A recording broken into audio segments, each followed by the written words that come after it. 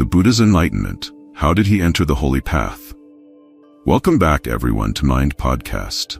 This Dharma that I have realized is very deep, difficult to see and difficult to understand, peaceful and sublime, unattainable by mere reasoning, subtle, to be experienced by the wise.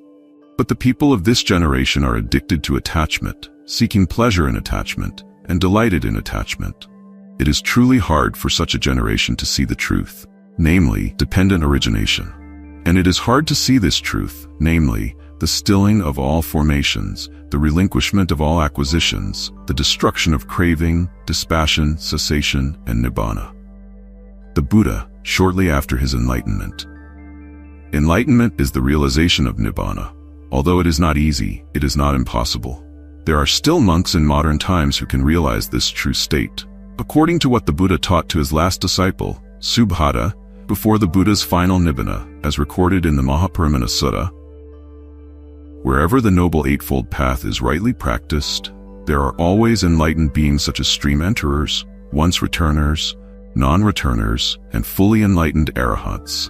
But if the Noble Eightfold Path is practiced only partially, no enlightened beings can be found there.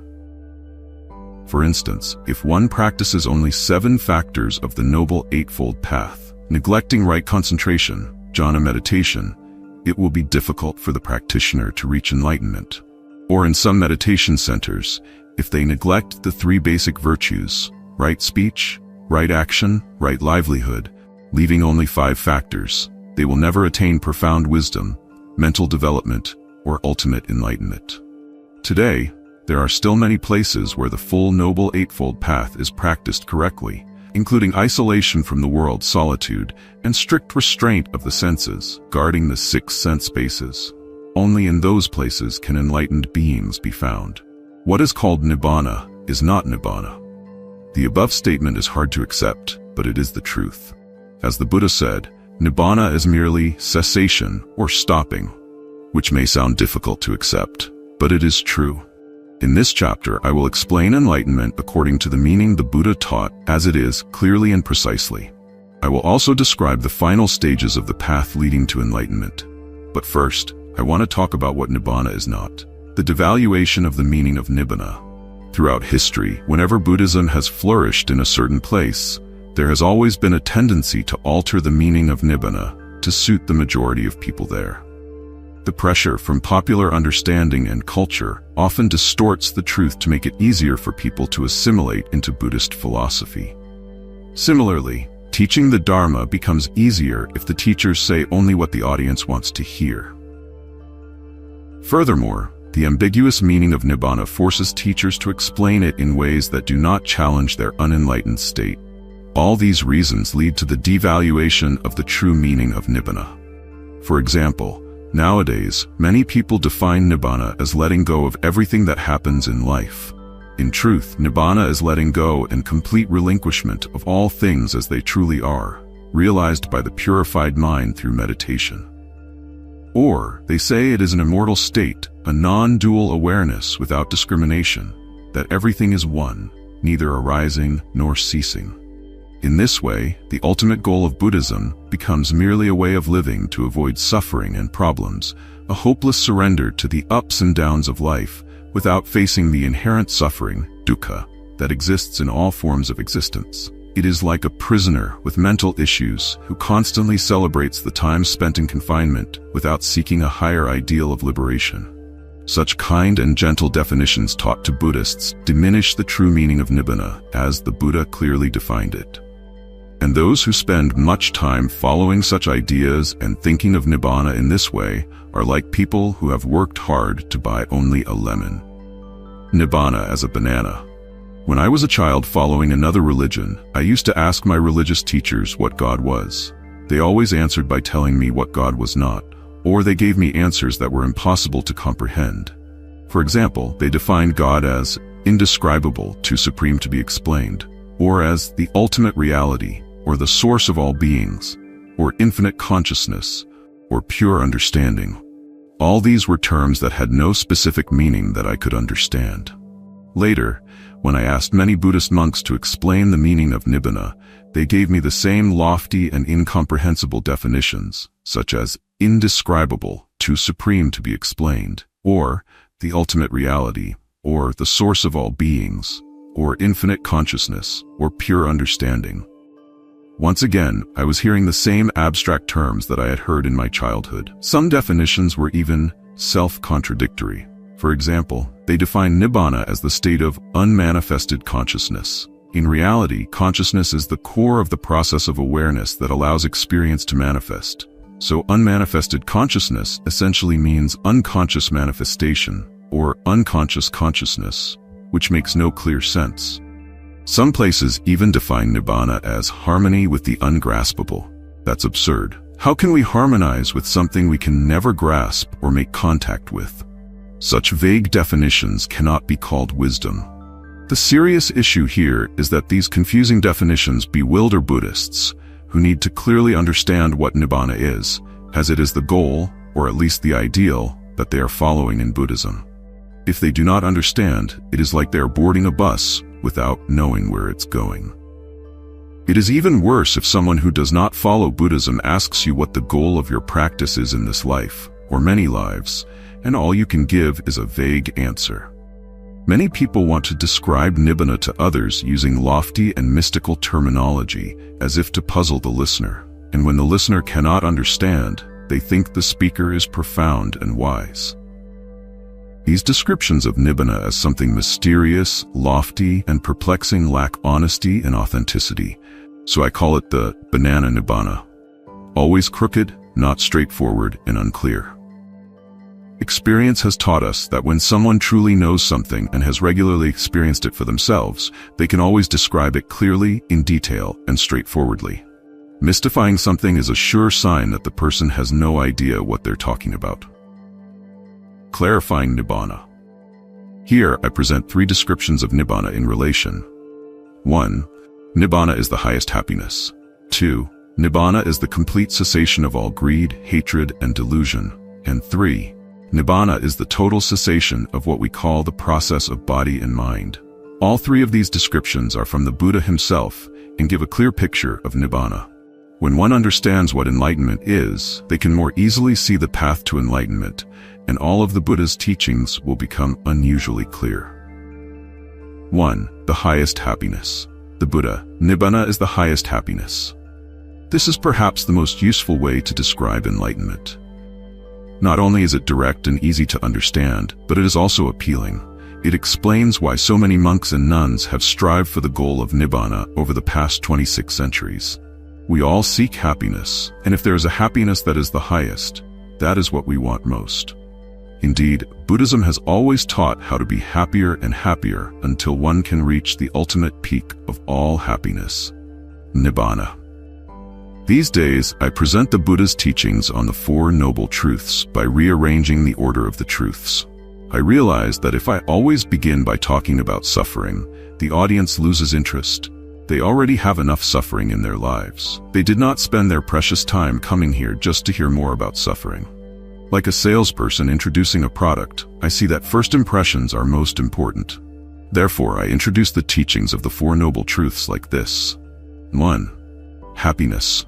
2. The path to happiness. 3. The absence of happiness. The cause of unhappiness.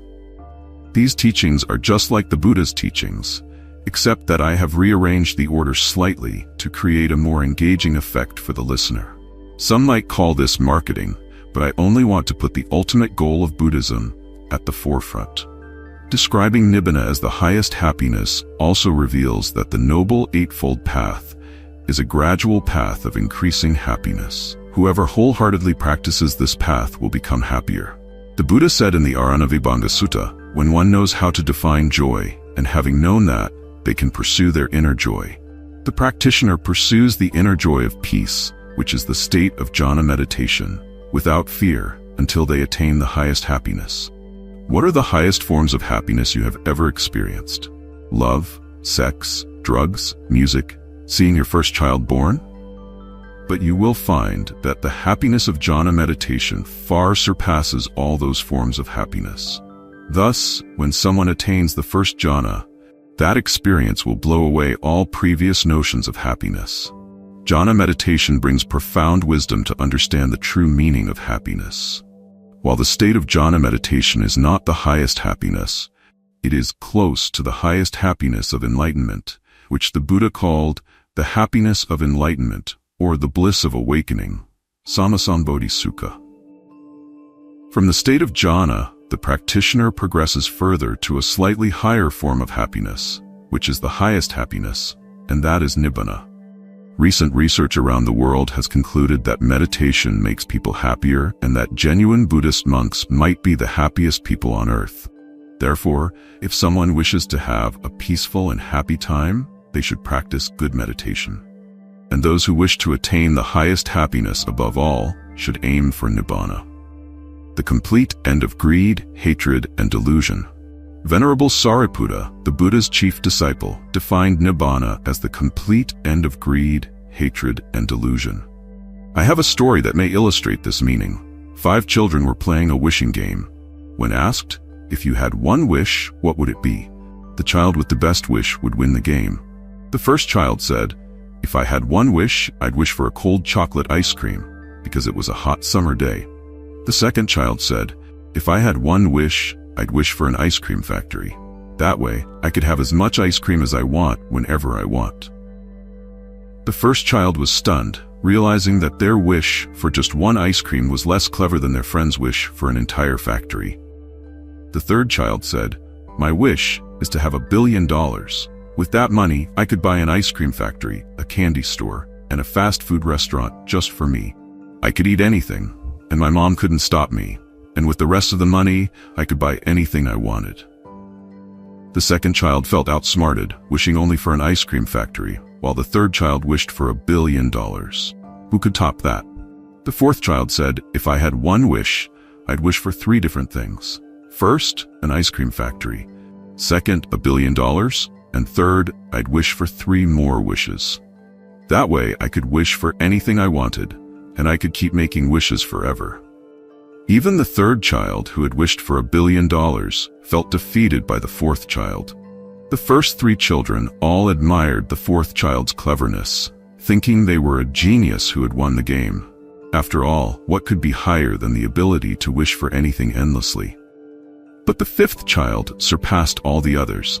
They gently answered, if I had one wish, I'd wish to be completely satisfied and therefore not need to wish for anything anymore. The 5th child won the wishing game, just like the person sitting in meditation wins the race of human life. That person understands that the highest happiness, nibbana, is the end of all greed, hatred, and delusion. Nibbana, ultimately, is complete contentment. There are 2 kinds of freedom in the world, the freedom to desire and the freedom from desire. The first type of freedom corresponds to the 4 wishes of the first 4 children, and this is the kind of freedom worshipped in today's societies, which prioritize material happiness as the ultimate goal. Modern nations and the pursuit of unlimited freedom. Modern nations have attempted to create more and more unlimited freedoms for their citizens to freely pursue happiness through wealth, power, and various forms of material and living conveniences. However, in reality, their citizens have become increasingly dissatisfied, less content, and more discontented. The second type of freedom is the meaning of the 5th child's wish, satisfaction and contentment. Only a spiritual path like Buddhism pursues freedom from desires and cravings. Nibbana is a perfect state of this second type of freedom. For the complete cessation of greed, hatred, and delusion also means the cessation of all desires. It is the end of all craving. Peace, enlightenment, the complete cessation of the body-mind process. The cessation here means the complete stopping, the ending, leaving no trace or remnant of the body-mind process. We may also call it the total extinguishing of the body-mind process. In the Buddha's time, even ordinary villagers understood the meaning of nibbana because the word nibbana was commonly used to refer to the state of an extinguished oil lamp. When the oil runs out, the wick is spent, or the wind blows the flame away, the lamp is extinguished, and people would say, the flame has nibbaned. Thus, nibbana was a word used to indicate the complete cessation of a natural process, whether it be the simple flame of an oil lamp or the complex process of our body-mind life. When the body-mind process comes to a stop, the result is peace. Of course, a person who wants to precisely understand this profound meaning can only do so by realizing the emptiness, anatta, of the body-mind process. Deep insight, vipassana, gained from meditation reveals that there is no self here, there, or anywhere, operating this process. In reality, the doer, volition, will, and the knower, mind, consciousness, are merely natural processes. When one has truly realized the core of this wisdom, they no longer have anything to fear losing, and there is no self to fear being destroyed. Only when there exists a solid, permanent entity or something do we use the word destroy that thing. But in the case of the complete cessation or total extinguishing of a natural process, we simply use the word ending. Nibbana is the selfless and natural process of the body-mind, and that process is carrying out its cessation. That is all. It simply means the cessation, the extinguishing of a process.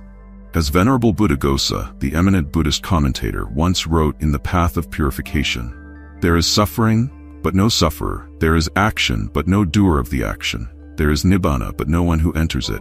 There is a path, but no one walks upon it." The first realization of nibbana, stream entry. After many years of diligently practicing the full Noble Eightfold Path, it is time for the practitioner to reflect on what all these practices mean.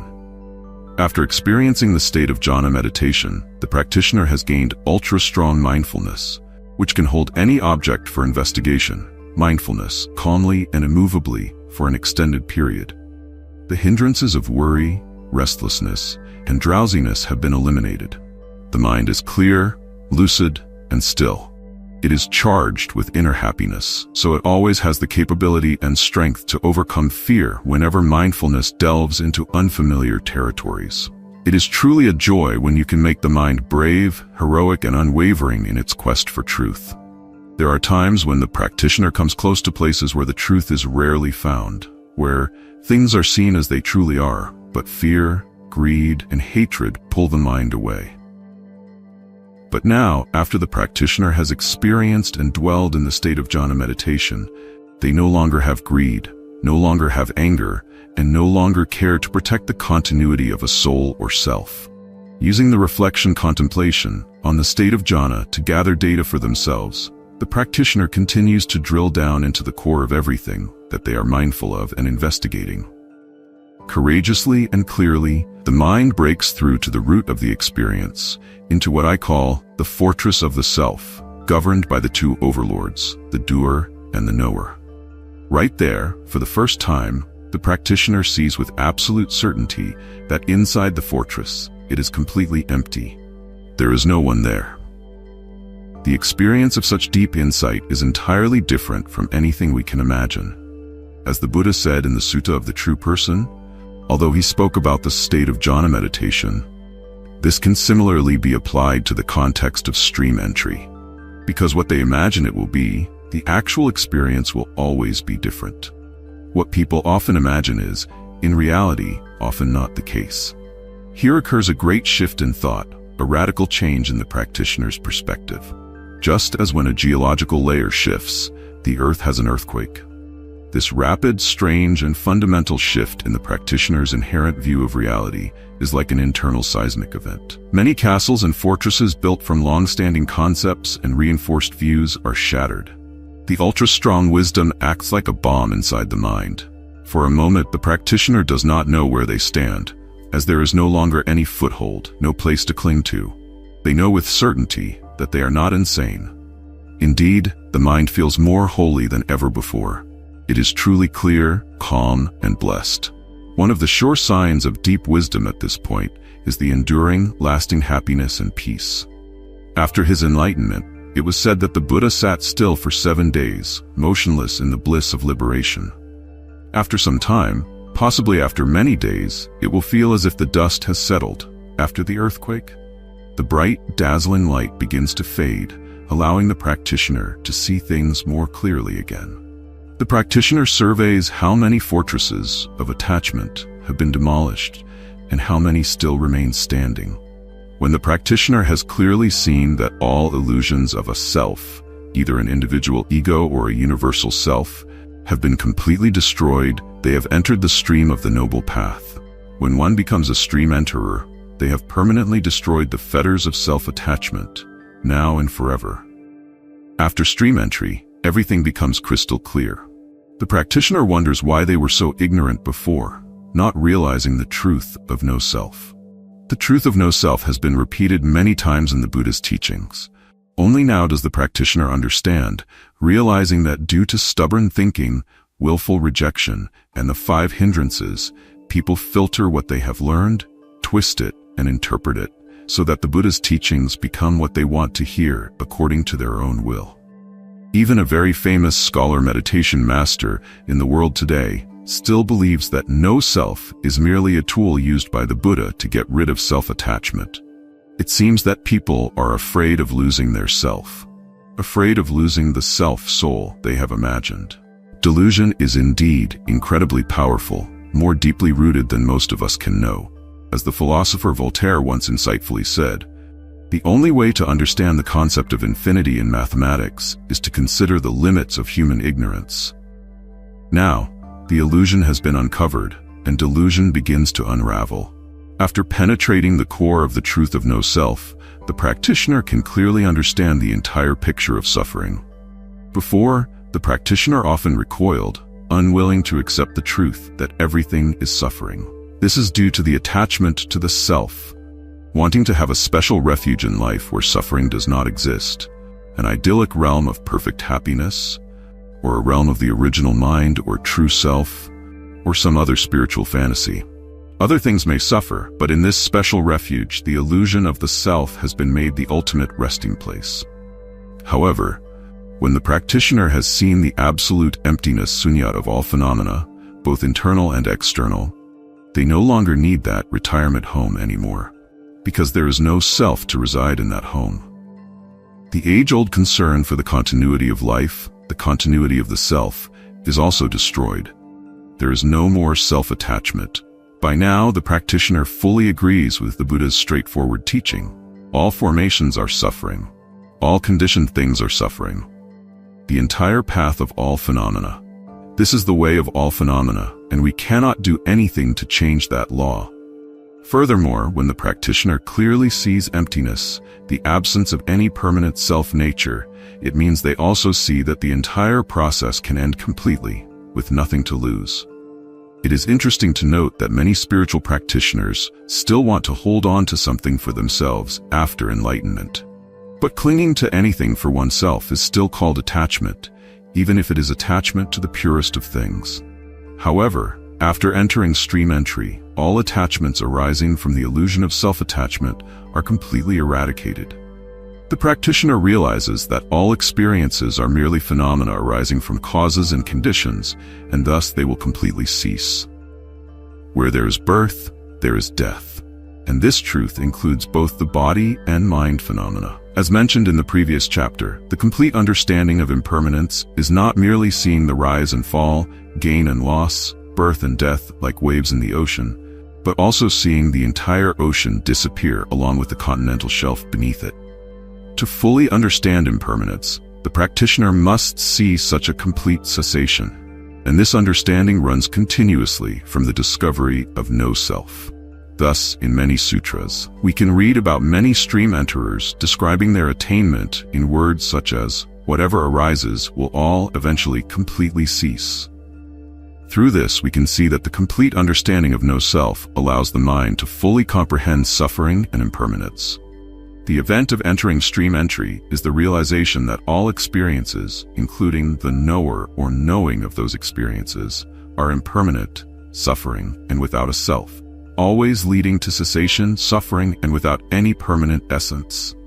These 3 outstanding characteristics of life encompass all phenomena.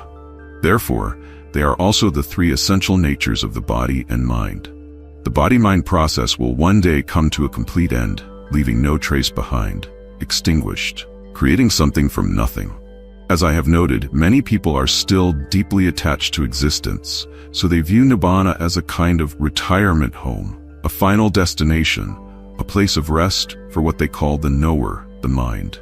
Such people often take nothingness as a place with a proper name, they take emptiness as a solid, precious entity, and they take cessation as the beginning of some miraculous place. They are simply creating things out of nothing. This is the problem with language when people describe something by what it is not, using negative qualities, but from that nothingness, it becomes something. For example, when we say we see no one in the house, most people understand that no one is in the house. A few might confuse no one as the name of someone and believe that Mr. No One is in the house.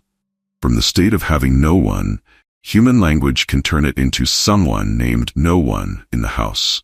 Another example is the story of the childhood of Anuruddha, a great disciple of the Buddha. Due to good karma from his past life, Anuruddha always received good things in this life. One day, Anuruddha was playing a game with friends, betting with the food in his basket. But Anuruddha kept losing until all his lunch was gone. After losing, Anuruddha asked his servant to run to his wealthy family's house and ask his mother for more food. But Anuruddha continued losing, and the servant returned for more food. On the third trip, Anuruddha again sent the servant back, but this time there were no more cakes to give him. His mother told the servant to bring back the empty basket and tell Anuruddha it was nati cake. Nati in Pali means nothing. But on the way back to Anuruddha, the gods placed some heavenly cakes into the empty basket, believing that Anuruddha had accumulated good karma and deserved to have cakes for lunch. When the servant arrived, Anuruddha took the basket and said to his young teacher, "Master, here is the nati cake." But when Anuruddha opened the basket, the fragrance of the heavenly cakes was so enticing that he couldn't resist and immediately ate one. From then on, Anuruddha always asked his mother to make him nati cakes. Returning to the topic, the truth is that if the gods hadn't intervened, the nati cake would simply mean no cake at all. So why is it that some people can attain jhana meditation but do not achieve stream entry into the noble path? This is a great question. The answer is, aside from attaining jhana meditation, the practitioner must also have a deep understanding of the Buddha's teachings. I have provided the example of the flashlight and the map. Imagine three people searching for treasure in the forest at night. The first person has a flashlight to light the way, but no map to find the treasure. The second person has a map, but no flashlight to see the path. And the third person has both a map and a flashlight. It seems that only the third person will be able to find the treasure. In this analogy, the flashlight that illuminates the path symbolizes the clarity of mind gained through meditation, right concentration, and the map symbolizes the accurate application of the Buddha's teachings, Dharma. The treasure represents the attainment of stream entry. Only when a practitioner studies and practices properly, guided by the Dharma combined with the experience of jhana meditation, can they have the potential to discover Nibbana. In the Mahavedalla Sutta, translated as the Great Questions and Answers Sutta, recording the discussions between Venerable Mahakotthita and Venerable Sariputta, Venerable Sariputta pointed out that there are two triggers that activate right view. Here, right view refers to the attainment of stream entry after the elimination of self-view and wrong view. These two triggers are hearing the words of another and wise reflection. Venerable Sariputta also added that these two triggers must be supported by 5 auxiliary conditions: virtue, learning the Dharma, discussion, meditation, and vipassana, insight meditation. First, wise reflection, as I have defined in terms of practice, means the mental operation or intentional effort to return to the source, referring to the practice of insight meditation based on the state of jhana. In the previous example of the 1,000-petaled lotus containing a precious jewel at its core, the practice of meditation is like gently opening each petal of the lotus until we reach the jewel inside. This process illustrates how the operation of the mind returns to the source. The role of meditation, concentration, is to bring the practitioner close enough to the core. The role of insight, wisdom, is to see and realize the complete emptiness inside. Both meditation and insight are based on the foundation of virtue. Simply put, if the practitioner's virtue is not pure enough, the nimitta, mental image, will be blurred or may not appear at all, making it impossible to achieve jhana meditation. Therefore, Venerable Sariputta pointed out that the second trigger, wise reflection, must be supported by 3 auxiliary conditions: virtue, together with meditation, and insight, virtue, concentration, wisdom. these three conditions merge to become wise reflection. Second, hearing the words of another is the trigger that helps the practitioner attain stream entry. Based on the 5 auxiliary conditions, this trigger includes the remaining 2 conditions, learning the Dharma and discussion. Merely reading scriptures or listening to lectures from monks and nuns is not enough. The practitioner must also discuss what they have learned and heard with a good teacher to ensure they have understood correctly. In schools and universities, we always have teaching, tutoring, and discussion phases. These phases correspond exactly to the 2 conditions of learning the Dharma, Sutta, and discussion, Sakacha, that Venerable Sariputta pointed out. Going deeper, in fact, the words of another, through speech and writing, here refers to the words of a true saint, which are more effective. This does not mean they have to be a senior monk, an elder, or an abbot. The saints are those who have attained one or more of the fruits of sainthood: stream entry, once returner, non-returner, or arahant. They have realized the truth of impermanence, suffering, and no self deeply. They have directly experienced nibbana themselves, so they know exactly what they are talking about. Learning the Dharma from a teacher who is a true saint is a prerequisite for a practitioner to enter the stream of sainthood, according to the suttas. Otherwise, the practitioner will likely never attain the fruit of stream entry. A saint and an ordinary person may convey the same message, but the listener's intuition can detect a significant difference. From these 2 different voices, the Dharma can be felt in different ways. The Dharma spoken by a saint is always alive and heartfelt. When the Dharma is spoken by an ordinary person, even if entirely correct, it only sounds very good. This is where Theravada Buddhism is often misunderstood, like the idea of a mind transmission. In reality, the power and impact of the direct teachings from a saint are easily understandable, because it is easier to transmit the information and for the listener to feel and deeply understand. This has nothing to do with the concept of mind transmission, which is believed to be real by those in Vajrayana and Mahayana traditions. Moreover, the words of another saint are only half of the equation, just one of the 2 major, necessary and sufficient, conditions for a practitioner to enter the stream of sainthood. So we can summarize that to enter the stream of the noble path, the practitioner must fully practice the 5 auxiliary conditions: virtue, learning the Dharma, discussion, meditation, and insight meditation. The practitioner should ensure that learning the Dharma and discussion combine to create the first major condition, hearing the words of another, meaning from a true saint.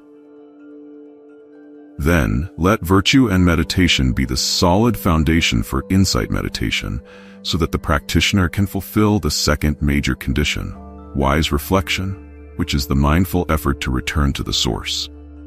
Later, as the practitioner advances, they will combine these 2 major conditions, hearing the words of another, and wise reflection, which will make the practice profoundly deep and powerful, like combining explosives and fire, creating an intense effect that breaks down many barriers so that the practitioner can leap straight into the stream of sainthood. Indeed, when these 2 come together, the explosion happens. That is deep insight. After the dust settles, everything becomes clear, and the practitioner vividly perceives that all illusions of a self, ego, have been completely destroyed. And right there, they enter and attain the fruit of stream entry. Faith-based and wisdom-based practitioners. Can one attain stream entry without attaining jhana meditation? A faith-based practitioner, also called a Sada Nimitta practitioner, practices Buddhism based on absolute faith in the Buddha, Dharma, and Sangha, the Triple Gem. A wisdom-based practitioner, Panya Nimitta, on the other hand, practices Buddhism based on the guidance of the Buddha's teachings, the Dharma. The question arises, can a practitioner attain stream entry without first attaining jhana meditation? That is, can a practitioner enter the stream of the Noble Path without practicing jhana meditation? Based on what I have written so far in this book, I do not see any possibility of a practitioner fully penetrating and understanding the entire meaning of impermanence, suffering, and no self, unless they have gathered data from the experience of jhana meditation. However, according to some stories recorded in the Pali Canon, there are exceptions. One of the most notable stories is about the 31 assassins sent by Devadatta to kill the Buddha. leaving no trace of any suspects. The first assassin was to kill the Buddha, the next 2 were to kill that assassin, then 4 others were to kill the 2 before them. 8 more were to kill those 4, and 16 were to finish off the 8 to eliminate all witnesses. However, in the presence of the Buddha's divine power, none of them could complete their mission. Instead, each group bowed and begged the Buddha for forgiveness, asking him to teach them the Dharma. None of them had clear virtue or knowledge of meditation, but they are all said to have attained stream entry immediately after hearing the Buddha expound the Dharma.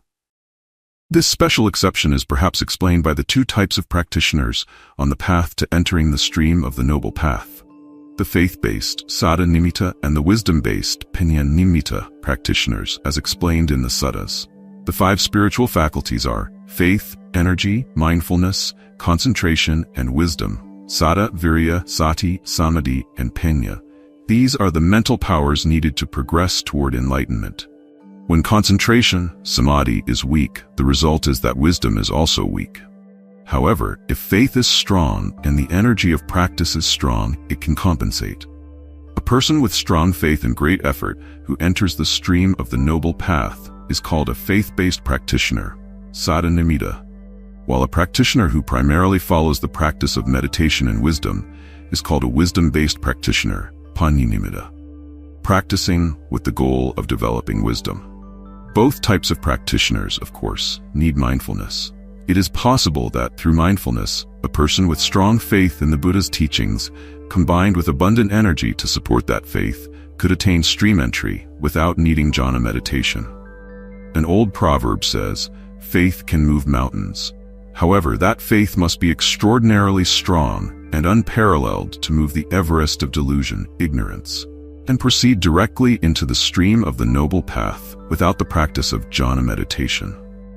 The level of faith required would be similar to the faith of the young man in the following story, taken from the commentaries on the Dhammapada.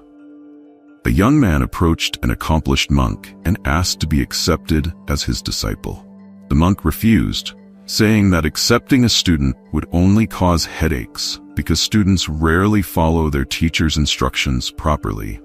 The young man said that he had absolute faith in the teacher and would surely follow any instruction given to him. The monk decided to test him.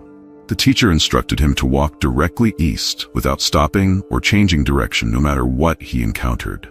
The young man obeyed and headed straight east. He walked through bushes, rice fields, and swamps, continuing straight despite the obstacles. When he encountered a large lake, he kept walking. The water rose to his feet, then his stomach, his back, and up to his shoulders, until only his head remained above the surface, soon to be submerged. Just before the water reached his ears, the teacher shouted for him to stop and come out of the lake. Afterward, the young man became a disciple of the monk. It is indeed easy to teach a disciple who is willing to risk their life to follow the teacher's instructions. Perhaps such absolute faith in the teacher, like the Buddha, could help a faith-based practitioner, Saddha Nimitta, progress directly into the stream of the Noble Path without needing to practice jhana meditation. However, I do not see many cases like this in modern times, where people's minds are often filled with doubt, even while they are bowing in front of a Buddha statue. Such a high and strong level of faith may only exist in an accomplished saint. Yet, faith without accompanying wisdom is also less balanced. For this reason, the path of wisdom based on jhana meditation, the path of the wisdom-based practitioner, Panya Nimitta, has always been encouraged. In this regard, wisdom is indeed more important.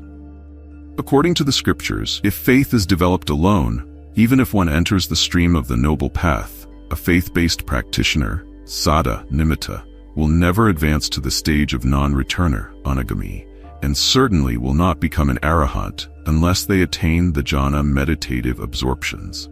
It is similar to how one cannot reach the precious core of a tree without first cutting through the outer layers of bark and wood. Cause and effect and some consequences of stream entry. The Buddha said, "One who sees dependent origination sees the Dharma. One who sees the Dharma sees dependent origination." One of the inevitable outcomes of stream entry is a complete understanding of dependent origination. Before realizing the Dharma, the knower and the doer are perceived as part of the self, or as aspects of the self, by the practitioner. But after entering the stream of the Noble Path, these are seen as mere natural processes, governed not by anyone, but by the impersonal and natural law of cause and effect, as the Buddha perfectly explained in the law of dependent origination. It is simply a natural and selfless process. Stream enterers clearly understand the causes behind doing, actions, and knowing, consciousness. They also understand the consequences of those actions and consciousness. Specifically, they recognize how sensory desires and the craving for existence drive the process of knowing the mind, not only from moment to moment, but also from life to life. Indeed, stream enterers understand that one of the functions of dependent origination is to explain how rebirth occurs without the need for a self or soul. For the most part, these two types of desires are the driving force for continued existence and becoming, which results in rebirth. Alternatively, if we view it in parallel, it is the illusion of the self and the refusal to accept the truth of suffering that create karma, actions, or formations, driving the mind into the cycle of new life. Therefore, a stream enterer has no doubt about the issue of rebirth as explained by the Buddha. Moreover, a stream enterer also understands why rebirth occurs. A stream enterer also sees through the 12 factors of dependent origination, paticca samuppada, in their state of cessation, which I often refer to as the cessation of conditioned phenomena. After seeing clearly what sustains the process of body and mind that continues life, the stream enterer also sees how it can completely cease, leaving no trace behind. They are also fully aware that since their stream entry into the Noble Path, the process of cessation has already begun. For the stream enterer, the process of life is merely suffering and death, and the movement toward the cessation of their existence has become irreversible, unstoppable. When the stream enterer fully comprehends the nature of impermanence, they realize that the process of body and mind can completely stop, leaving no trace. When they fully understand the nature of no self, they realize that there is nothing to lose in that final cessation, because there was never anything permanent to begin with, just a process. There is no self, no ego, no soul to be destroyed, nothing to lose, nothing to remain, not even a trace or shadow. There is no one at all. Likewise, once they see the truth of suffering in all forms of life, a strong motivation arises to hasten the process of body and mind toward complete cessation. This is as simple as someone realizing that an apple is rotten and deciding to throw it away immediately, knowing there's nothing worth keeping. After stream entry, the profound understanding of suffering, dukkha, throughout the process of life, naturally propels and guides the body-mind process towards cessation. Renunciation and letting go. At this point, renunciation or letting go of the unsatisfactory process of life has been firmly established. The decision is clear. The dissatisfaction stems from the nature of the process being impermanent, not self and suffering. Renunciation, abandonment. It is like having a friend who has deceived you hundreds of times, and after many years of putting up with it, you finally realize they are still deceiving you. You become fed up and decide to abandon them forever. It is like seeing that the apple is rotten, and renunciation leads you to throw it away immediately. Once again, we are borrowing language to try to describe these realities, as we have done throughout this book. Let me emphasize here that there is no owner, no one, behind the decision to renounce and let go, because a stream enterer no longer has any attachment to a self.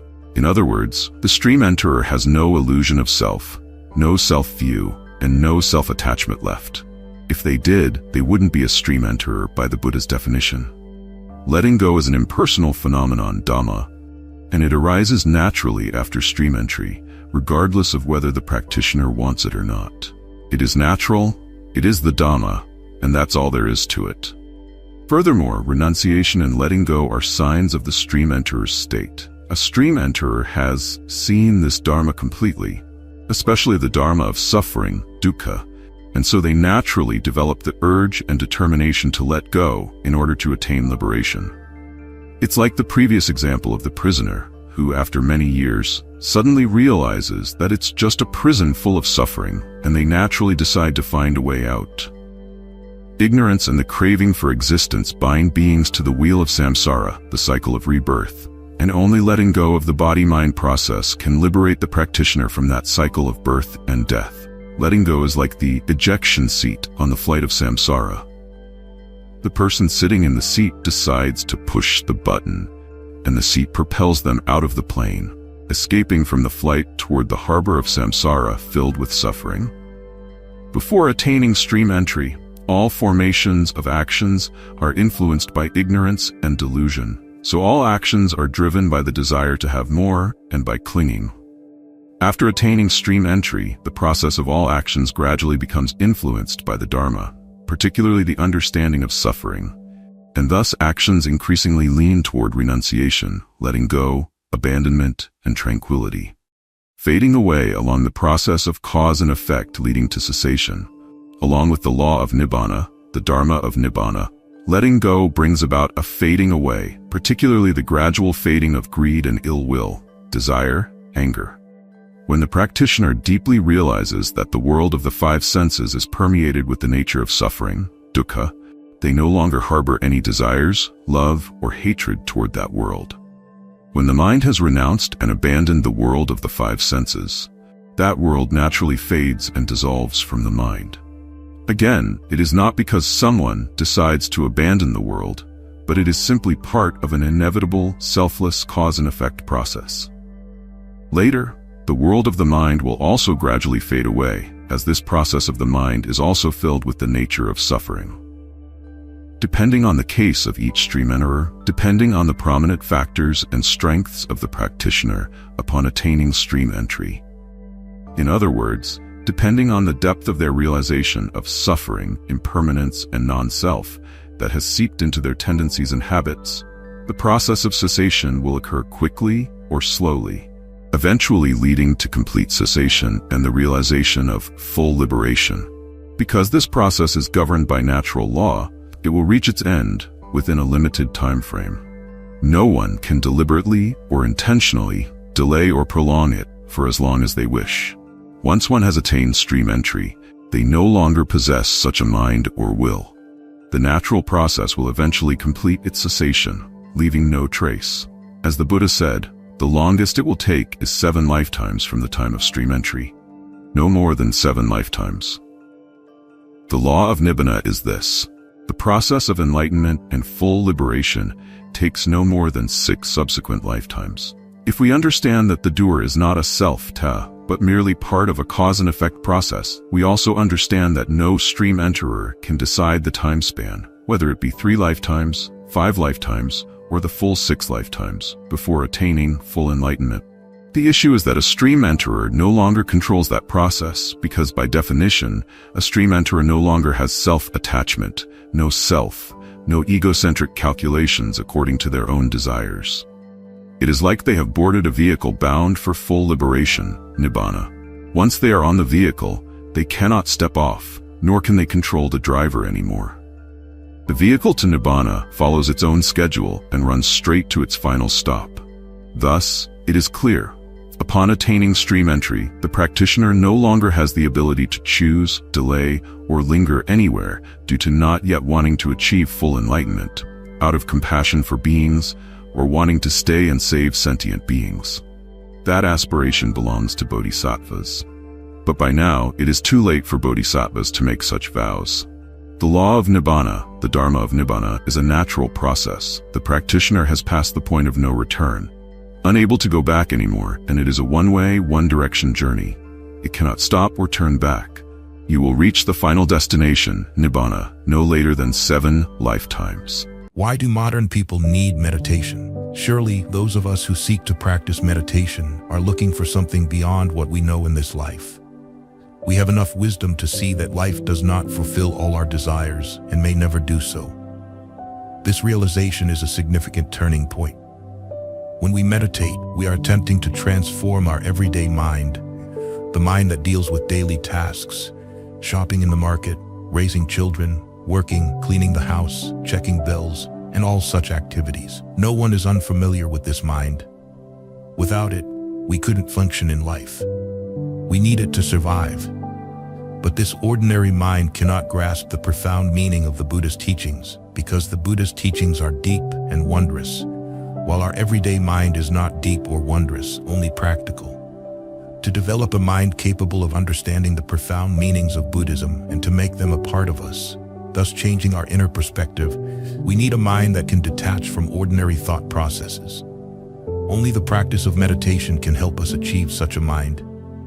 There is no other way. Therefore, meditation is a means, not an end. It is a tool to transform the mind's ability to perceive realities completely different from those we usually know. Understanding that meditation is just a tool is crucial because it is often mistakenly seen as the end goal. In Pali, meditation is called bhavana, meaning mental cultivation, used to sharpen the mind until it becomes a tool that can cut through everyday realities. Many people meditate to find mental tranquility. However, tranquility samatha is only one of the two essential aspects of meditation. Insight, vipassana, is the other aspect.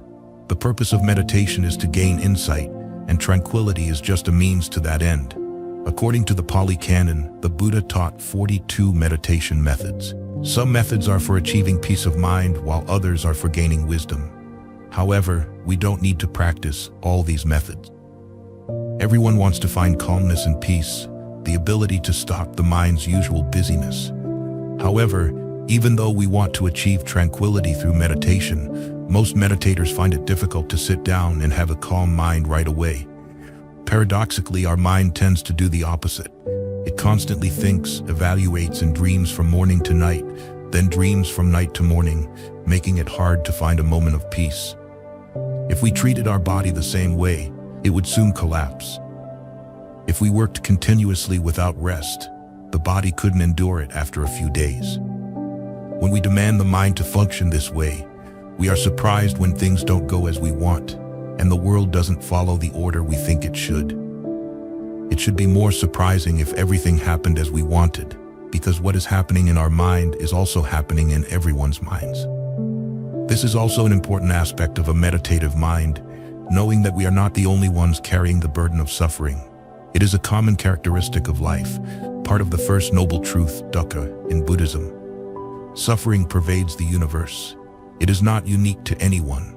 All sentient beings endure it. Since our mind is not tamed and the world remains the same, meditation is a struggle. Practitioners need to stop the habitual patterns of the mind. Our mind is accustomed to thinking, but when we need peace and tranquility, we must stop doing that. Easier said than done because the mind will continue its habitual actions. Another reason why the mind is hard to control is that during meditation, thinking is the only way to assert our ego, especially when we keep silent. I think, therefore I am. Some Western philosophers have taken this as an absolute truth. In reality, it is only a relative truth, as we all know. When we think, we know we exist. When the mind is free from all thoughts, we believe we have lost control. But in fact, the truth is the opposite. When we can't stop the restless thinking, we lose control. We only control the mind when we can make it stop when we want. The difficulty most, if not all, meditators face is letting go. Letting go of the ego while meditating, or rather our thinking, is a radical attitude. When we focus on daily tasks, we actively direct our mind to what we need to do. When we want to work in the kitchen, we actively go there, focusing on what needs to be done. When we need to go to the office, we actively focus on papers, letters, and other office tasks. The same applies to meditation. The first obstacle is that, even though we want to attain concentration, to become peaceful and calm without thoughts, the mind does not listen to us. It doesn't obey because doing so feels like we have nothing to prove our existence, and because it goes against our habits. Therefore, instead of continuously striving to achieve concentration and keep the mind quiet, we need to use whatever distracting thoughts arise to illuminate our mind. Each bit of insight brings a bit of calm, and each bit of calm brings a bit of insight.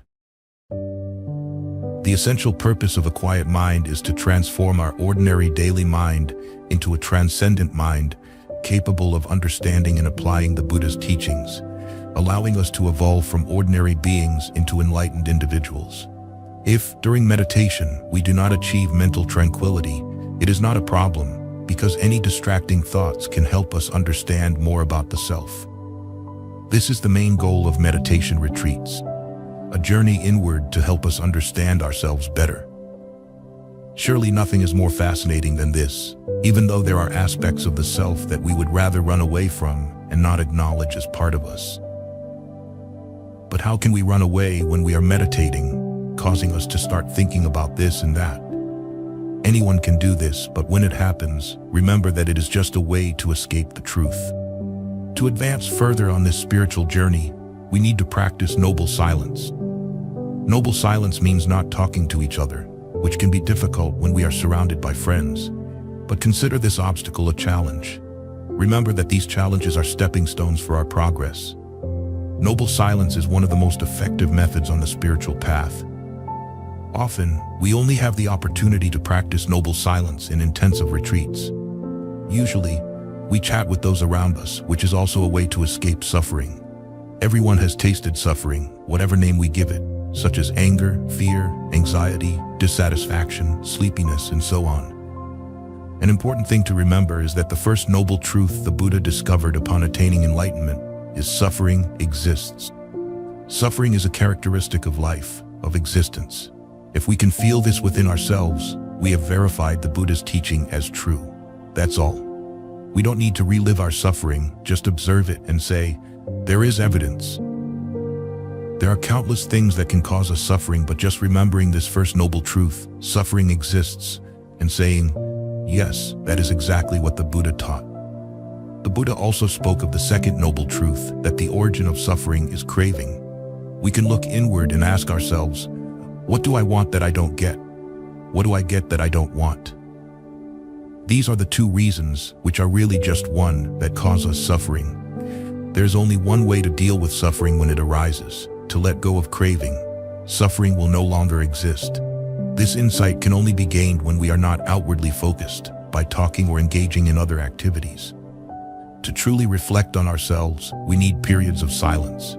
You may already know how to meditate. However, here, I will explain some meditation methods and the results they can bring. The most effective method is the one that brings results. If a method doesn't bring results, we need to adjust it. There is no need to cling to any one method. Each of us has different personalities and tendencies, although our minds have similar capabilities and potentials, so we need different methods. Some people prefer images. Others prefer words or stories. Some like numbers in order. Some prefer details. You may already know what kind of mind you have, or you can experiment through meditation to see which method helps your mind become calm. Mindfulness of breathing is the first basic practice of mindfulness. Mindfulness of the body, Kayanapasana. Mindfulness should also be present in all other activities outside the meditation hall, something we often forget. But at least we should aim for it. It is pleasant to sit on the meditation cushion, observe the breath, and attain calmness. But if we don't increase our mindfulness practice outside meditation sessions, it will be difficult to achieve the desired results. We only have one mind, so we need to train it to be focused at all times and places. Walking, standing, opening, closing doors, every action, always paying attention to the body's activities. Observing the body includes bathing, hygiene, getting out of bed every morning, dressing, undressing, and so on. One of the easiest activities to observe is eating, as eating involves many movements. No one can teach us mindfulness. We have to train ourselves in various ways. In our tradition, Westerners, we do not have omnipotent gurus. We only have those who repeat the Buddha's teachings from the Pali scriptures, who can offer advice. Mindfulness needs to be practiced. We must train ourselves. No one can practice mindfulness for us. Only we can know when we are mindful. Mindfulness means the body and mind are in the same place. Washing dishes, know you are washing dishes, is a famous saying by Thich Nhat Hanh, a Vietnamese Zen master. It doesn't mean thinking, I wish I were done already, or why do people use so many dishes, or luckily I won't have to wash dishes tomorrow, or why do I always have to wash dishes? None of that. Just know that you are washing dishes, that's all. Eating is the same, not, I like this dish. I wonder how they made it. Just know that you are eating. Apply this to all our actions. The Buddha said, the only way to purify, to eliminate sorrow and regret, to end all suffering, to enter the noble path, to attain nibbana nirvana, is through mindfulness. What are we waiting for? We all have some mindfulness, we just need to develop it further. Meditation is a way to practice mindfulness until our inner self becomes strong enough to perceive the absolute truth behind relative truth. The mindfulness trained on the meditation cushion can now be applied to all our activities. Here we only talk about mindfulness of the body because bodily activities continuously occur. Since the body can be touched and seen, it is easier to bring the body and mind together in one place rather than letting the mind wander while the body does something else. If we can focus the mind and body together, it is easier to observe the breath, as only the breath is active. We are breathing in and out, nothing else. Everything else is secondary. When we watch the breath, our mind is also attached to the breath. This is true mindfulness. In Pali, it is called anapanasati, or mindfulness of in and out breathing. We will notice that our mind does not always want to stay in one place. It constantly wants to wander elsewhere. We can use this wandering to understand our inner self, not just labeling it as distraction, because that won't teach us anything. Instead, we will learn how to name it. We might say past, future, or nonsense. The latter might be most appropriate for many thoughts. We can also say desire, daydreaming, or planning. Planning is common because we often think we are not achieving anything while meditating, so we use the time to plan future tasks. Whatever label comes to mind, use it. There's no need to find an exact name, as that will lead to more thoughts. If the thoughts pass through the mind like clouds, fleeting and dissolving quickly, there is no need to chase them to name them. But if our thoughts are persistent, it is better to label them. This practice has two benefits. First, it will make the distracting thought dissipate because the mind cannot do two things at once. Naming it means we can observe the thought objectively without being led by it. Thus, the thoughts will disappear like bubbles. The second benefit of labeling is that it helps us recognize our thinking patterns and habits. This awareness is crucial because it helps meditators avoid the mistake of always believing their thoughts. Only those who have never practiced contemplation believe in their thoughts completely. When we get used to labeling our thoughts during meditation, we will realize that our thought process is often arbitrary, lacking any true meaning, and sometimes even thoughts we do not want to entertain. Gaining insight into our thoughts during meditation helps us let go of useless thoughts, making our lives less stressful. If we can let go of distracting thoughts by naming them while meditating, we can do the same in daily life. Otherwise, our meditation practice is meaningless. We are merely sitting to make our knees swell without any beneficial results. We need to apply what we achieve during meditation to our daily lives. While meditating, we let go of all distracting thoughts. When they reappear, we let them go again. Instead of thinking, we focus on the breath. In daily life, we practice letting go of unwholesome thoughts and replacing them with wholesome ones. The transformation process is the same. When we train like this in meditation, it becomes a good habit in life. We won't always succeed, nothing is absolute, but at least we know it's possible. When we listen to the Buddha's teachings, we understand that the Buddha presents ideals for us to follow. Therefore, if we haven't achieved those ideals, we shouldn't blame ourselves. Recognize, do not blame, then transform is an important motto to remember. It means we acknowledge what is happening within us, but not to blame ourselves or others.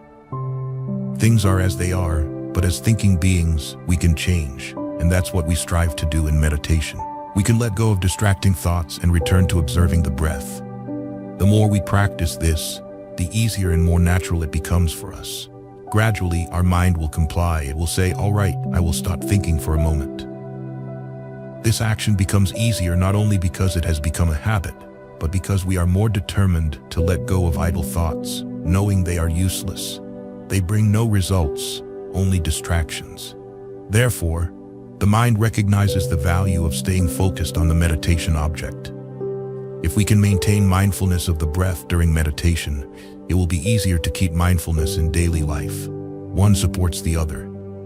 There can't be two different people within us. We train just one mind. Clearly, we spend more time on daily activities than on sitting meditation. Therefore, we cannot abandon our training when we step out of the meditation hall. There are 5 ways to observe the breath.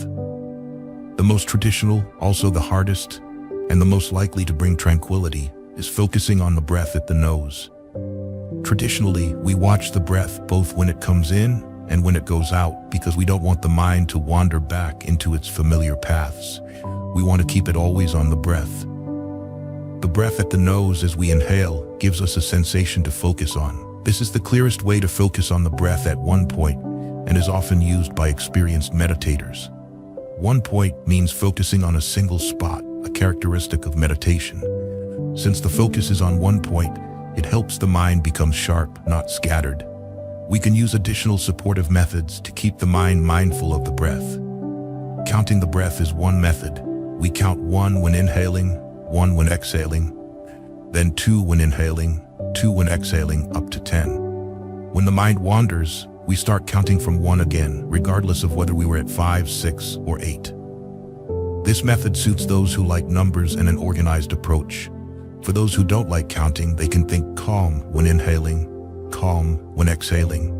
Of course, any other word can be used. One can use calm when inhaling and compassion when exhaling, bringing calm in and sending out love. However, it is better to use one word, as the more we load into the mind, the harder it is for it to become calm. If we can keep our focus on calm when inhaling to fill ourselves with calm and exhale calm. This method is suitable for those who like to use words. If one doesn't like numbers or words, they can use images. Imagine a cloud entering when inhaling and leaving when exhaling, enveloping us.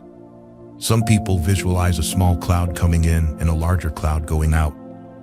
Any supportive method that helps focus is better than random thoughts.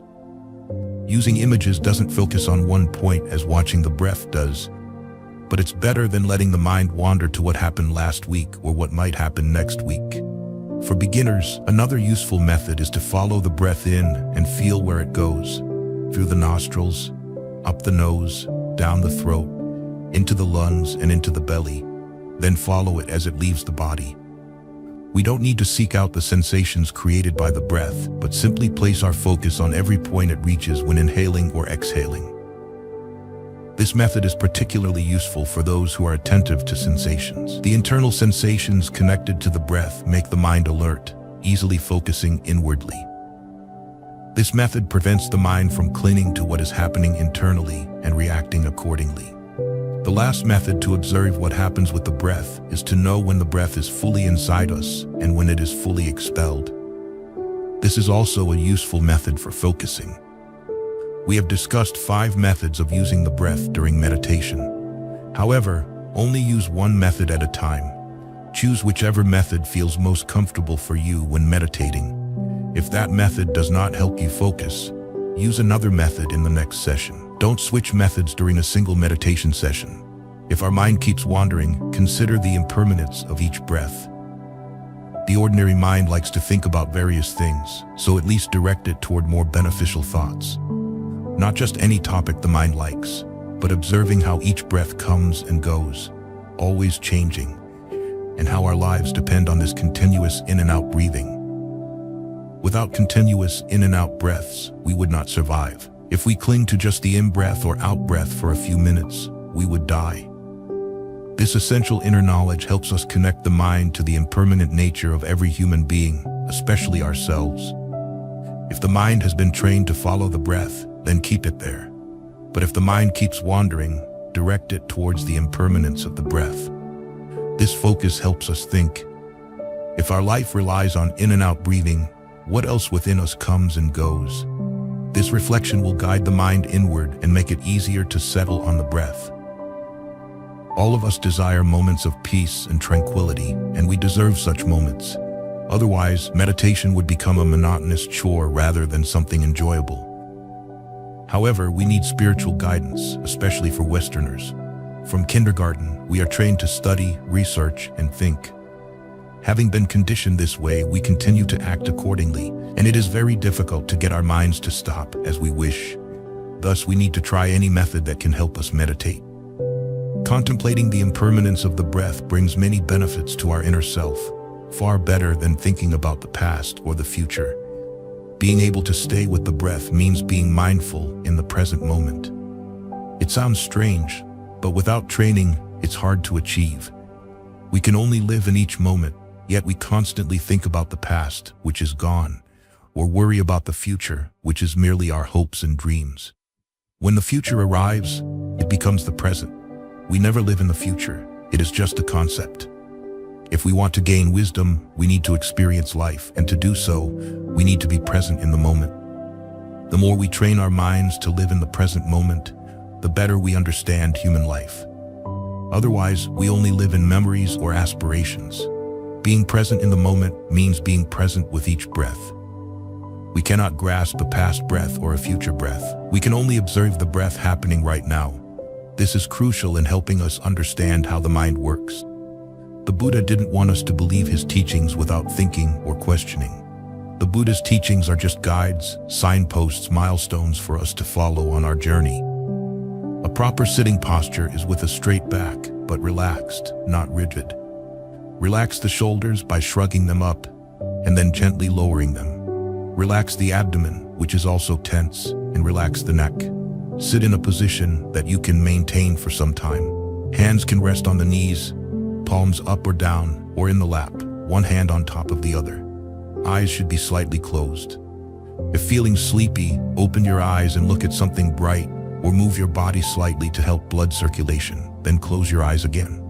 Pain and discomfort can be seen as ways to gain wisdom. Pain and discomfort teach us two important lessons. When physical pain arises, our first reaction is, I don't want to endure this discomfort. This is how we react in life, and it's why we remain stuck in the cycle of birth and death, samsara. We want to escape discomfort but cling to pleasant feelings, which is impossible. In this struggle, no one wins.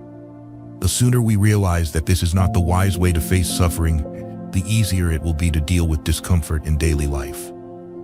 We need to recognize that the pain arising in the body during meditation to some extent is similar. When the knee touches the cushion or the left foot rests on the thigh, wherever there is pain, there is contact.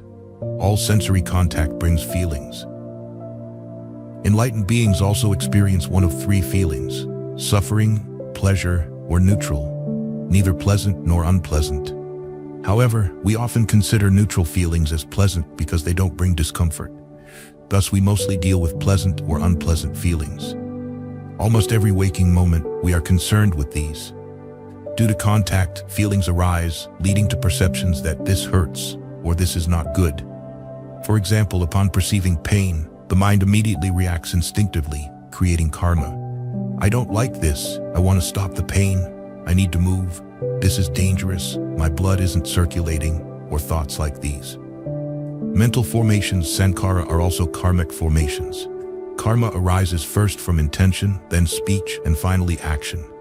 When we intend, we partly create bad karma through negative thoughts arising in the mind. However, this is not serious because these intentions arise from uncontrolled instinctive tendencies of beings. But if we want to transform them, like the ordinary mind, we must transform instinctive reactions. We can think, this is an unpleasant, painful feeling, but I did not expect it, so why should I consider it part of myself? It is merely an arising phenomenon, isn't it? Here we train the mind to be non-attached, letting go of unpleasant feelings and returning to the meditation object. Anyone can do this for a limited time. How limited depends on the individual. When another discomfort arises, we repeat the above thought process. We also need to recognize that the body always has suffering. If we don't accept this truth, we will suffer more. Not resisting suffering, not wishing for change, we avoid creating additional tension and distress. However, at some point, when the mind says, enough, I can't endure this pain any longer, we will gently, slowly shift our position to avoid disturbing others meditating nearby or making ourselves restless with the thought that we have given in to the pain. That's okay. We often have to yield to our feelings, but here, at least we recognize them. We know we yield because of discomfort. Conversely, if we can let pain be just a sensation without reacting, we have won over ourselves. This is significant inner progress. There is no benefit in sitting there gritting our teeth thinking, I will continue sitting even if I die, or I will show everyone that I can endure. This attitude is full of anger, not wisdom. In life, we have all experienced suffering, dukkha, but now recognizing our reactions to it will help our inner progress. This is a useful way to deal with physical pain. Another method to deal with unpleasant feelings is to use them as an object of contemplation, keeping them in the mind. This approach only works if we don't resent those feelings. Otherwise, the mind will immediately react. Persistently focusing on unpleasant feelings will help us see their changing nature. It is possible that the pain will completely disappear. In summary, we can either return to mindfulness on the breath by letting go of feelings, or use the feelings as a meditation object. Sometimes we might succumb to them. If the weather permits, we can do walking meditation outside. Walking meditation also brings many benefits. First, it helps the body move after sitting meditation. It also helps the mind maintain mindfulness during an activity we do daily. We walk many times in our lives, so if we can focus and be mindful during walking meditation, it will be easier to apply this mindfulness in our daily activities. Basic walking meditation is similar to sitting meditation, keeping the mind on the in and out breath. It helps the mind stay on physical movements, the body. When sitting, we focus on the movement of the breath. In walking meditation, we focus on the movement of the feet. Both methods help us find peace and clarity in the mind. Choose a path, maybe about 25 steps long. Mark it with a stone, a bush, or anything. Avoid bumping into others, as it will disturb both. Walk parallel to others, or find a spot without anyone. Look down, because looking around distracts us with the scenery, noticing trees, grass, birds, and flowers more than our steps. We can focus on 3 movements or 6 movements of the foot. 3 movements include lifting the foot, moving it forward, and placing it down. Only when one foot is fully down does the other foot start to lift, making our steps slower than usual, ensuring we don't perform 2 actions at once. Normally, when one foot touches the ground, the other is already lifting. The length of the step varies with each person, whatever is comfortable. In the 3-movement process, we can pay attention to each movement or silently count 1, 2, 3 while observing each action. Or we can say, lift, move, place to help focus. If the mind starts to wander, stop and stand still for a moment. Again, naming thoughts is helpful. If thinking becomes too scattered, standing still also helps the mind let go of those thoughts. It doesn't matter how many times we stop. There is no judgment here. There is only awareness. No judgment of oneself or others. Simply recognizing what is happening within us. Mindfulness is just knowing, awareness. So if we know what is happening, we can name our thoughts as we did while sitting or standing still to help regain focus. We can also use the movement of 6 actions. First, lift the heel, then the entire foot, lift the leg, move it forward, then place the heel and the foot down. Following these multiple actions requires more attention. We can count from 1 to 6 or say heel, foot, lift, move, heel, foot to aid our focus. Or, if you prefer imagery, you can imagine that when lifting the foot, a flower bud opens. When moving the foot forward, the flower blooms. And when placing the foot down, the flower closes. Everyone knows that the ground never reacts when we step on it or soil it. The earth always patiently endures. This is a quality we need to develop internally. Whatever we do, place our foot down heavily or lightly, the ground does not resist. When we walk on the grass, we see the grass bowing under our steps. When we lift our foot, the grass returns to its normal state. This quality is likened by the Buddha to bamboo, bending before the storms of suffering, dukkha, but never breaking. These are the mental anchors to help us focus on meditation objects rather than random thoughts. Observing sensations is another supportive means to focus on movements. When the foot touches down, we feel the contact with a solid surface. When lifting the foot, the sensation becomes light. When moving the foot forward, we sense movement through the resistance of the air, and when placing the foot down, we feel solidity again. These sensations are very helpful in keeping our attention on the movements, preventing mechanical, inattentive actions. This is not mindfulness. We can also use the 3 movements as mental anchors. Just as we can perceive that the breath always changes, thus sustaining our life, so it is with the movements of the feet, always changing, continuously. We can only use our body because of this inherent characteristic of constant change, clearly illustrating one of the 3 characteristics of all existence, impermanence. This awareness leads to insight. while continuously focusing on the meditation object helps stabilize the mind. Both need to be practiced in parallel. The power of meditation. We must understand that meditation in general is merely a means to reach the final goal, not an end in itself. This is even more true for the jhana states of meditation. During the Buddha's time, meditation was already prevalent in India. However, the Buddha's significant contribution was his realization that meditation alone was not sufficient. At that time, as well as now, many believed that achieving the 8 jhana states meant the completion of their spiritual practice, considering themselves enlightened beings. The Buddha himself mastered these jhana states during his 6 years of study with his 2 teachers. Yet he realized that he had not reached the ultimate goal and could not find a teacher to guide him to enlightenment. It is said that all Buddhas attain enlightenment on their own, using similar means.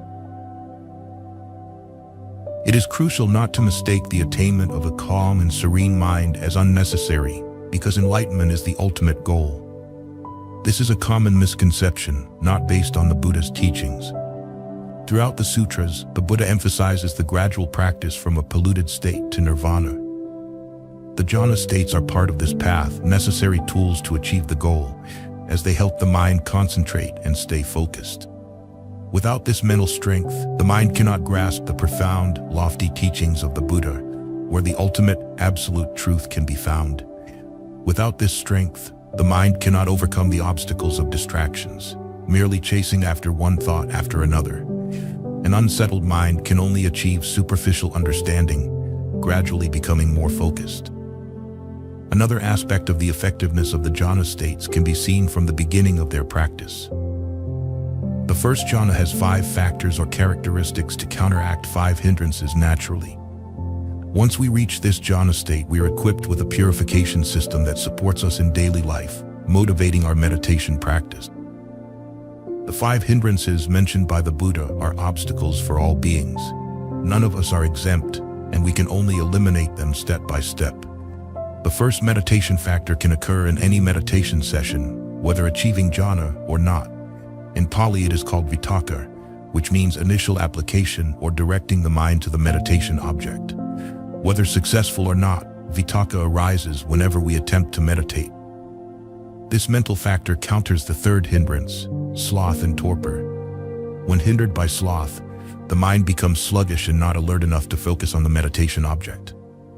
The more we can focus on the meditation object, the easier it is to counteract sloth. A mind lacking clarity also causes physical lethargy. Here we discuss the mind's sluggishness during meditation. The mind says, "I'll practice later, I'll meditate tomorrow. It's not that important. I'm tired today. I don't want to be disturbed. I don't know if it's useful," finding every excuse to avoid meditation. The mind easily falls into habits, which are hard to break. Developing new habits is necessary to motivate us, but not too harshly or leniently. Balance is crucial, and only we know where our balance lies. If vitakka does not lead to vikara, the mind becomes restless. This often happens in meditation when the mind is not truly settled and lacks a stable focus. The initial arising of the mind must be followed by the second meditation factor, called vikara in Pali. These first 2 factors are always mentioned together because meditation is only achieved with both. Vikara means sustained application, indicating the mind remains focused on the meditation object, maintaining concentration. Everyone knows meditation is effective only when the mind can stay focused, but not everyone knows the hindrances that arise. The second meditation factor, vikara, or sustained application, counters doubt. When we can stay focused without distraction, we become more confident because we know it is achievable. We can do it, and the results align with the Buddha's teachings. Without this, doubt reappears, constantly hindering us. Doubt is the enemy of self-confidence and faith, thus also an enemy of our practice. The mind finds various reasons, thoughts, and doubts. Maybe there's an easier way. I should try another method. I need a better teacher, a better monastery. The mind is a magician, pulling rabbits out of any hat. Doubt arises when we cannot fully accept our current situation. Doubt hinders us because we fear losing control or face. When we experience some results from the Buddha's teachings, doubt can be countered, but not entirely eliminated. At least we no longer feel confused about our meditation practice. We have experienced results and realized it doesn't matter where we practice as long as we remain persistent. This is crucial, as we could spend our lives searching for the perfect teacher, place, or time and never find it due to doubt. Vitakka and Vikara are the first two meditation factors of the first jhana, considered the doorway to concentration, samadhi. All meditation methods are merely keys. No key is good or bad. If we hold a key long enough and firmly, we can gradually insert it into the lock. Unlocking the lock opens the door, leading us into a house with 8 rooms. Entering the threshold with the power of the first two factors, we can enter the first room. With continued practice, we no longer need the key, as the door remains open. Achieving the jhana states opens the mind, making it flexible, pliable, and easy to develop. However, if we stop and do not continue practicing, the mind reverts to its old limited state. This can be compared to yoga practice. Persistent stretching makes touching toes easy because the muscles and ligaments become flexible. If we stop practicing for 6 months or more, we must start again, as the muscles have become stiff again. Expanding the mind, making it flexible, pliable, and open, is essential for comprehending all teachings. When the mind is limited and narrow, although we can still live and overcome difficulties, we can only understand the Dharma through our limited perspective. This is natural. The Buddha's path always includes learning and practice. We must know the direction, but we must also practice to achieve an open mind. Only through practice can we gain an inner vision of a reality entirely different from the one we are accustomed to. The third factor of the first jhana, which arises after treading, is called piti in Pali, translated as rapture in English. It is a profound physical sensation that often surprises meditators, as they do not know how to react to it. The development of meditation in this direction is entirely natural. Our mind always seeks freedom from distractions and desires peace and tranquility, which is often the reason we begin to meditate. Generally, is there any other reason? Almost never, apart from wanting to escape past issues, avoid future worries, or replace present concerns with peace and serenity. The mind not only wishes for this, but recognizes it as the path it must follow. All minds have the potential to achieve complete peace and tranquility. The issue lies in application and determination. If we can practice with persistence, there is no reason we cannot follow this path. It is a natural progression for the mind of all beings. The sensation of rapture is a physical experience, but at that moment, our attention is not on the body as we think, but on the sensation. What actually happens during meditation is this. When the meditator has focused on the breath and maintained concentration, the nature of the breath also changes. It becomes increasingly subtle because the mind is concentrated at one point, controlled from within. It no longer chases external distractions, only focusing on the breath. Eventually, the breath seems to disappear, becoming so subtle that the mind can barely find it, or even better, cannot find it at all. At that moment, initial and sustained application, vitakka and vikara, have ended, allowing rapture to follow. There are 17 types of rapture listed, each differing and potentially varying with each meditation session. Some cause a feeling of lightness in the body, as if it has no weight. This sensation can be so strong that a meditator experiencing it for the first time might think they are levitating above the meditation cushion. Sometimes it is a gentle vibration throughout the body, extremely pleasant, or a sense that the body is growing larger or disappearing entirely. Whatever the sensation, it is always very pleasant and can effectively counteract defilements. When we experience such pleasant sensations and can maintain them, not just fleeting, and recover them at will, it naturally fills our heart with goodwill. How can we harbor ill will towards anyone or anything when our heart is full of rapture? This is a crucial aspect of accessing the jhana states. Regardless of what happens in daily life, independent of external circumstances, the mind knows it can achieve rapture, which the Buddha described as, "This is the pleasure I can have." He compared it to other sensual pleasures, which he considered coarse and dependent on external conditions. When our pleasure depends on sensory contact, we become victims of external conditions. Here, perhaps for the first time, we control our own situation. We no longer depend on external conditions. All we need is the condition of internal concentration. Though still within the realm of conditionality, we become somewhat independent of what happens around us. Although defilements may still arise within us, we know we can return to a place the mind considers home. This can be compared to having a house to shelter us. Without a roof over our heads, a bed to sleep in, a place to protect us from rain, wind, storms, snow, or sun, living and sleeping on the streets would be very uncomfortable. Similarly, the mind without such a home suffers during emotional storms. The body may sit comfortably in a soft chair, but the mind may be overwhelmed by severe problems. Without a roof to shelter it from its own emotional storms, the mind lacks a sanctuary. Its only wish might be to sleep, hoping to escape its issues and dreams. When we can access the jhana states, the mind finds a home where it can safely retreat during meditation, away from emotional storms. Over time, these emotions will be purified as rapture reduces defilements like anger, jealousy, resentment, and opposition. Whatever name we give them, all beings suffer from these emotions. The Buddha compared anger to holding hot coals to throw at an enemy. Who gets burned first? Of course, the person holding the hot coals, the one who is angry. And we might not even hit the opponent, as they could dodge, but we are certainly burned. The Buddha also taught that controlling one's anger signifies true practice, like a charioteer reining in wild horses, guiding them back to their duties, becoming a true charioteer. Negative emotions will automatically dissipate due to the tranquility brought by initial and sustained application. Negative reactions to external influences no longer overwhelm us as they used to. While we still face them in daily life, they no longer pose significant problems. Another benefit of concentration is compassion. Naturally, we want to help others achieve states of rapture, making their inner lives peaceful and harmonious. We all know how to clean and tidy our homes to avoid living in chaos, but we also need to clean and tidy our inner home.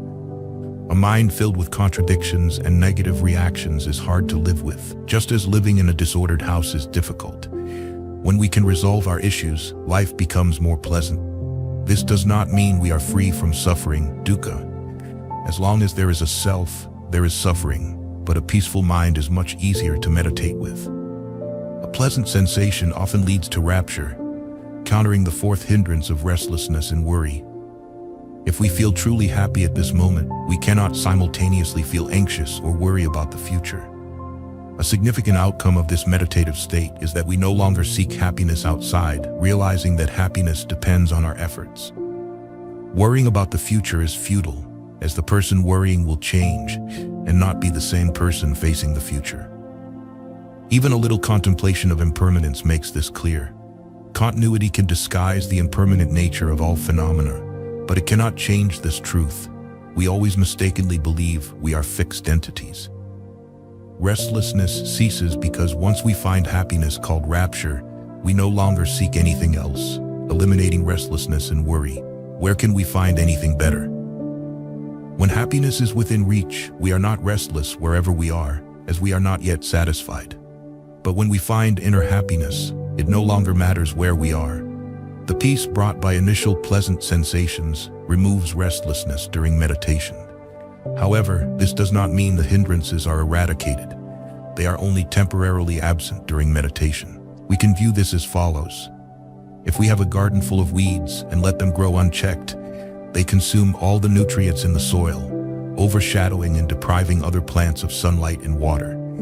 If the weed roots are deeply embedded, as many weeds are, we cannot uproot them entirely, but can cut them down.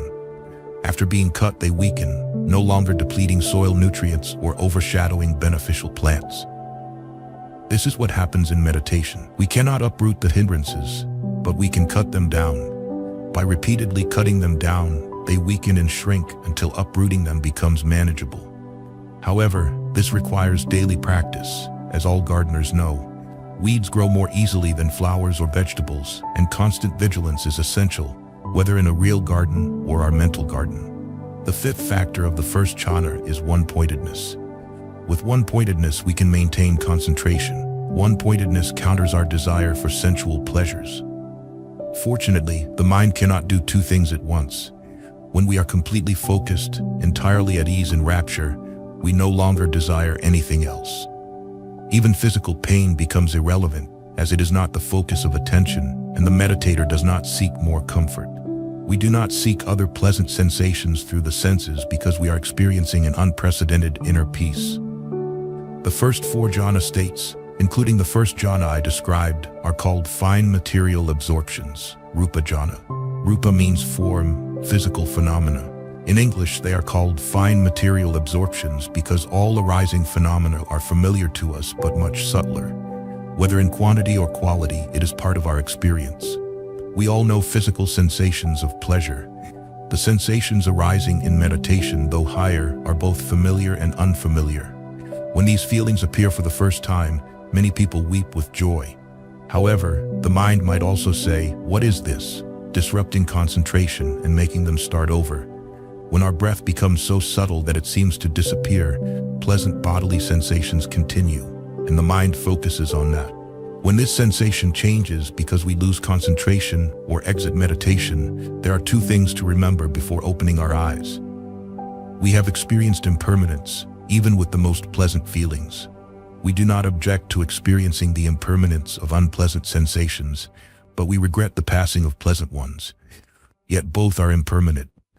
As we progress, we see that recognizing and observing the decay of these pleasant feelings is crucial. Observing the decay of a meditative experience brings us closer to wisdom. First, we notice the arising and passing away. Now, during meditation, we can observe the decay. At that moment, the decay does not cause discomfort or suffering because the mind is still full of pleasant sensations from meditation. However, the initial reaction might be, "What a pity, I wish I could regain that feeling." When the mind reacts this way, we must recognize it as a sign of attachment. We need to observe the decay of this pleasant feeling, understanding that a natural law unfolds before our inner vision. The second important point is summary and reflection. We need to review the stages we went through during that meditation session to consistently practice this particular meditation method. Each person will find specific factors that work for them, although the meditation processes are the same for all minds. The meditator should examine if any actions or thoughts differed in this session, even before entering the meditation hall. Was the sitting posture different, or the meditation method? Gradually, the meditator will identify specific factors to consistently enter the first room of the meditation house, simply by sitting in the meditation posture. The mind forms habits. If it has done something long enough, it will continue unless we intentionally change its course. Initially, we need a basic meditation method, those that act as keys to open the door, and then choose the one that is particularly effective for us. It might be a physical or mental condition related to posture or thoughts. We need faith in ourselves, the teachings, and our teacher. Meditators who listen carefully and follow instructions usually achieve excellent results. Comparing and a wandering mind are unhelpful. What we need is trust, like eager children learning. To meditate well, our mind and body must be comfortable. One prerequisite for a comfortable mind is rapture. When we sit on the meditation cushion, we must genuinely want to become calm, peaceful, and not tense. Tension in the body affects the mind's openness. Although concentration may not last long, we must use whatever arises to gain insight, as deeper insight brings more peace. The ability to achieve one-pointedness surpasses all other mental abilities. We can build rockets to the moon, but we still suffer. The ability to focus, achieving one-pointedness, brings inner peace, unaffected by external factors. In meditation, self-mastery arises from inner happiness. An unhappy person cannot endure inside and seeks external stimulation.